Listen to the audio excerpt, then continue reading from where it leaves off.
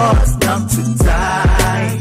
I've come to introduce the work correct information about fibroids. Correct information about fibroids.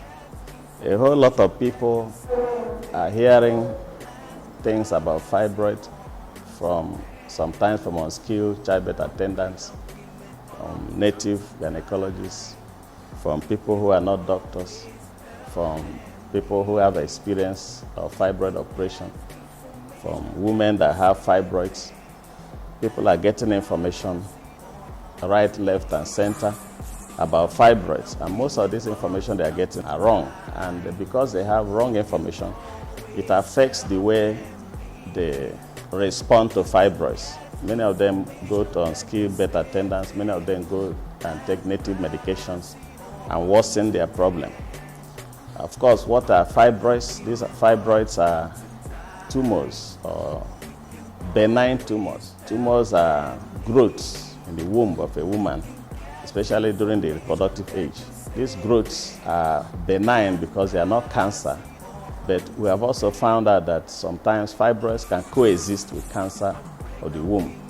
And there is a whole lot of challenges that fibroids cause, especially recurrent miscarriages, heavy menstrual flows that may make somebody become anemic. And of course, fibroids can kill through anemia. It can impinge on the ureters. Fibroids can cause problems during pregnancy, making pregnancy difficult, making pregnancy painful, causing a lot of discomfort for women. Fibroids has led to increased cesarean section rate. These are some of the challenges of fibroids, and these things are articulated in this book, Correct Information About Fibroids. This book is dedicated to all women who are suffering from challenges of fibroid, complications of fibroid. Like I've mentioned some of the complications of fibroid, even the mechanical impingement on the nerves of the back, causing back pain, causing pain in the front of the body, making women to urinate frequently. So women that are suffering from challenges of fibroids, complications of uterine fibroids, especially when it has grown big above the pubis and entered the abdomen, displacing some organs. This book is dedicated to these women who, out of fear of surgery, they have refused to do something about fibroids. So by reading this book, such women can benefit and make a decision to have the fibroids removed. One good news is that fibroids can be removed successfully through surgery and return that woman to good health, and most times return her to fertility. Infertility is one of the challenges of fibroids.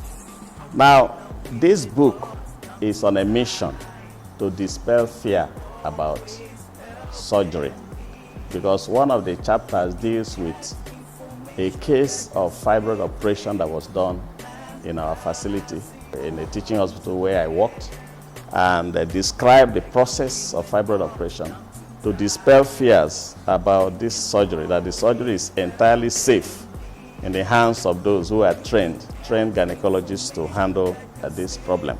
So the other aspect of this book that is very, very unique is that the book has a glossary. The glossary talks about technical terms or technical sentences or terms that are not ordinary English language. These terms have been explained at the glossary, and the glossary is in alphabetical order towards the end of the book. And even some words received immediate attention in the text through enclosed brackets. So the idea is that this book can be read by those who are not doctors, by those who are not nurses, by those who are not surgeons, and it can also be read by those who are surgeons. So it's a balance between medical knowledge and terms and the layman's language. The idea is to bridge the gap of knowledge between the surgeons and those they take care of, so that those they take care of can actually take advantage of the surgical expertise that the surgeons have. The book is on a mission to dispel fear of surgery, The book is on a mission to give correct information to avoid our people going to charlatans for treatment that avail them nothing. Most of them take these treatments and the fibroids remain. Some of them die for nothing when they should be alive. Some of them end up childless because of fibroids when they could have children. Some of them end up very sick, anemic, not able to go to work when they could go to work and attend to their chores if they remove the fibroids. So the book has a way of solving the problem of information concerning fibroids. And I recommend it to all healthcare providers, the doctors, the nurses, the midwives, even the women that have these fibroids, pregnant women who have fibroids. And I recommend the book also to health institutions who train doctors, who train nurses, who train lab scientists, who train other categories of healthcare providers. They need information about fibroids, correct information about fibroids.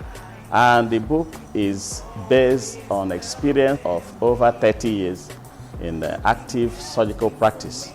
And that has a whole lot to do with upcoming surgeons can learn a lot about fibroids through this. And even those who have fibroids will be able to learn a lot about the challenge they have so that they can take the correct decision and the correct action in the correct direction to save themselves from this challenge. So you are welcome, and I recommend it to WHO, World Health Organization. I recommend it to ministries of health of the world. I recommend it to manufacturers of drugs that have to do with fibroids. I recommend it to pregnant women who have fibroids. You are welcome as you read this book and get understanding. The issue of fibroids will be handled once and for all, and everybody will be happy for it. It's a common scourge. More than 30% of all women in reproductive age, especially in the sub-Saharan Africa, have fibroids.